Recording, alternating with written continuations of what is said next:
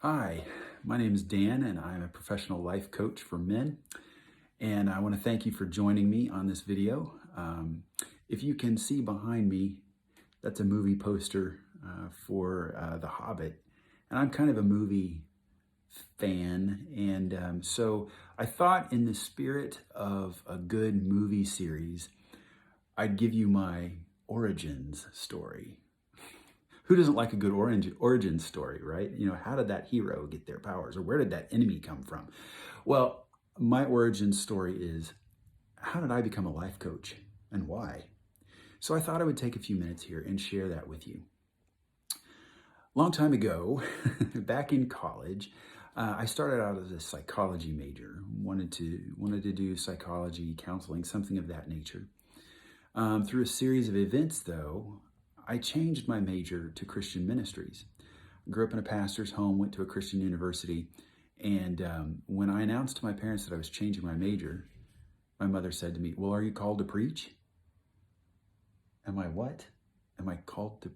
I don't know. I'm just supposed to change. I just know I'm supposed to change majors. Okay. Well, in hindsight, had I been called to preach, I'd have known it, because I had roommate and friends that definitely were called to full-time pastoral ministry to preach, right? All I knew, though, was change your major. Okay. And so after college, I got a job as a youth pastor for 3.5 years. And about that time, I kind of began to feel like something was needed. I needed to move on, needed to make some changes, and I was still interested in counseling. And so I decided I'm going to go back to school and pursue my master's degree in counseling. And that's what I did. And that was fantastic. And after that, I sent out, interestingly, I sent out over 40 resumes all over the country. I'm in central Indiana, US right now. I sent them from Michigan to Florida to Washington State to North Carolina, everywhere but where I lived, because I wanted to move away. I got a job an hour and a half away, still in Indiana. And back in those days, you were offered a job, you just kind of took it. It may not have been the job you wanted, but it was a job. And my first job after my master's was as a therapist on an inpatient child and adolescent unit in an inpatient mental health facility, short term. I didn't want to work with children and adolescents, but that's what I got. And it was an inpatient facility. And so these kids and teenagers would come in. Maybe they had been suicidal. Maybe they had threatened to hurt someone. Their behavior was erratic and out of control and beyond what their parents or the school or whatever could deal with. And they felt like they were unsafe. So they would come to us for a week, 10 days. The psychiatrist would get them some medications, get their medications balanced. And it was my job as the therapist to do individual, group, and family therapy with them, and then plan and prepare for their follow-up treatment afterward. So I started that job in August of 1999. My first child, my daughter, was born in November, and I had moved my wife, my pregnant wife, very pregnant wife, from where we lived to this new town an hour and a half away. And we had this baby. And then in February of that year, an announcement is made to all of us that the facility and all of the others like it, because it was a chain of facilities, we're going bankrupt and we're closing.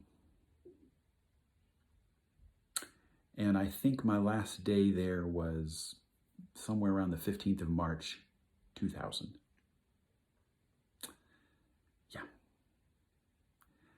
So I became a stay-at-home dad for a little while I was trying to figure things out. My wife is a nurse, and she went back to work and everything. And then I happened to know the director of a special education department in a local school district, and she knew I needed a job. And the teacher for the moderately mentally handicapped high school class was going on maternity leave. And this is back before they did any mainstreaming, putting the special ed kids in the regular classrooms. They had a class themselves. And she thought, well, Dan has a master's in counseling, and this might be really good, and he's free. Would you like this job, a year-long contract as a teacher in this class? Sure. Okay. And that's what I did for that year. That was an interesting experience. And I learned a lot. After that, I got a job at a residential treatment facility for boys. Everything from young boys, 7, 8 years old, unfortunately, up to teenagers whose behavior was so bad they couldn't be out in public. There was a school there. They lived there, they ate there, and I was one of the therapists, but it only took me a few days to figure out that was in name only. I was really a glorified case manager, and it didn't take me but a week or so to figure out this wasn't the job for me. In the meantime, I got a phone call from a local outpatient mental health service provider in town, a community mental health place. They had a whole bunch of therapists, and they needed another child and adolescent therapist. Again, not exactly what I wanted. I wanted to work with adults, but okay, took the job. And I was there for 3 years, had a great experience, really learned a lot, grew a lot, helped a lot of kids and their families. But something wasn't right. Something needed to change. There was just something, I was kind of burning out. And so my wife and I talked about it and made the decision that she would go back to work.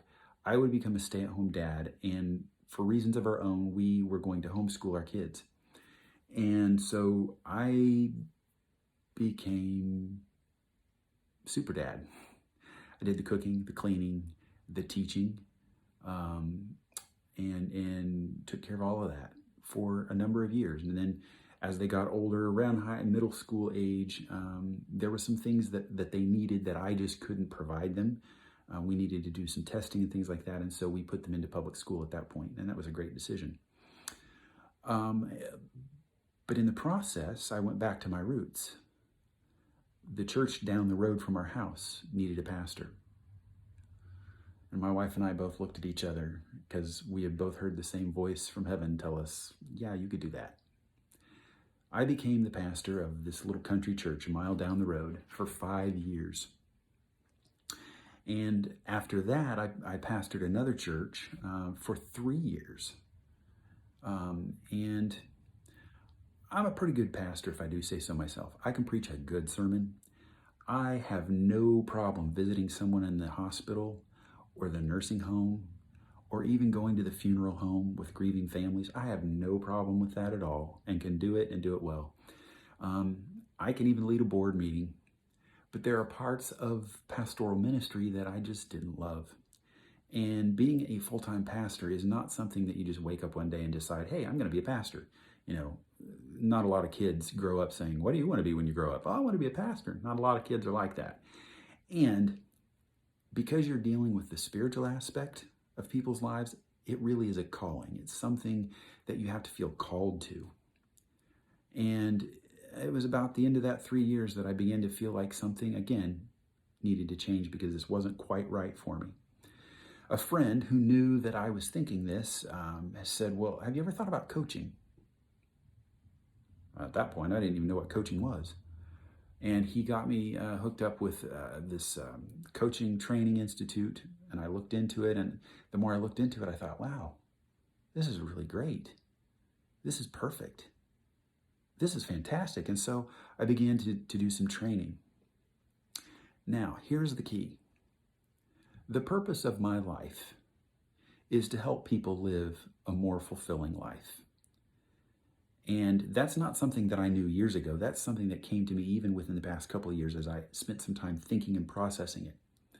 The purpose of my life is to help others live a more fulfilling life, particularly men.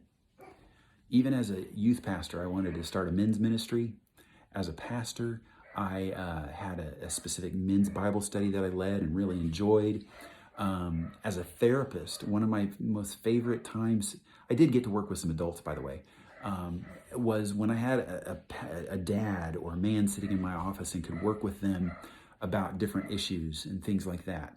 And I knew I wanted to work with men. Hey, this is my business. I can make it whatever I want it to be.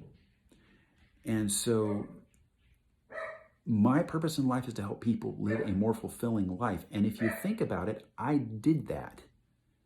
I did that as a youth pastor. I did that as a counselor. I did that as a pastor. And now I get to do it as a coach. I like to say I help men build confidence, discover their passion and purpose, get unstuck, and create action toward a more fulfilling life. So whatever goal or desire or dream that you have, and maybe you feel stuck, maybe you're not sure how to get it going, maybe you had a bucket list one time when you were younger and you've gotten away from it and you'd like to get back to that, I can help you with that. I like to say I help men make life happen rather than life just happening to them. You tired of life just happening to you? I can help you make life happen. So, if something I've said strikes a chord with you, drop me a message and let's chat.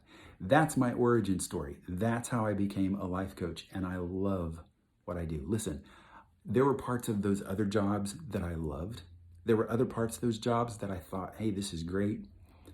But this is the first time in my life that I can actually say, I love what I do. I love being a life coach. I love helping people. I love helping folks get a breakthrough and take steps and see some action and movement happen in their lives. I love what I do. And that's how I became a life coach. So, again, if something has resonated with you, let's chat about it. Let's talk about it. Let's see where you're at. Let's see if I can help you too. Have a great one.